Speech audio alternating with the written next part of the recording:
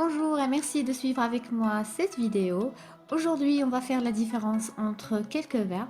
On commence d'abord par expliquer la différence au niveau du sens entre les deux verbes rendre visite et visiter. Alors, premièrement, le verbe rendre visite. Vous remarquez que c'est un verbe composé du verbe rendre et du nom visite. C'est un verbe du troisième groupe. Il suffit de conjuguer rendre et vous ajoutez le nom visite.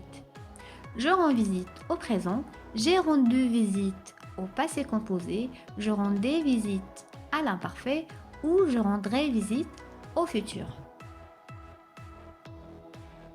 Le verbe rendre visite est toujours suivi de la préposition à plus quelqu'un.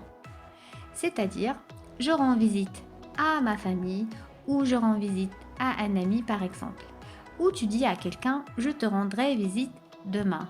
Donc vous remarquez que le verbe rendre visite est toujours suivi de la préposition à plus quelqu'un. Avec le verbe visiter, c'est plus simple. C'est un verbe du premier groupe. Il est lié à une place ou un endroit. Par exemple, je visite le centre-ville ou j'ai visité le musée. Et puis on passe à la différence entre regarder et voir. Regarder, c'est un verbe qui exprime une action volontaire, c'est-à-dire voulue. C'est une action qui n'est pas au hasard, parfois planifiée. Par exemple, demain, je vais regarder un film au cinéma. Ça arrive parfois avec le langage familier de dire j'ai vu un film.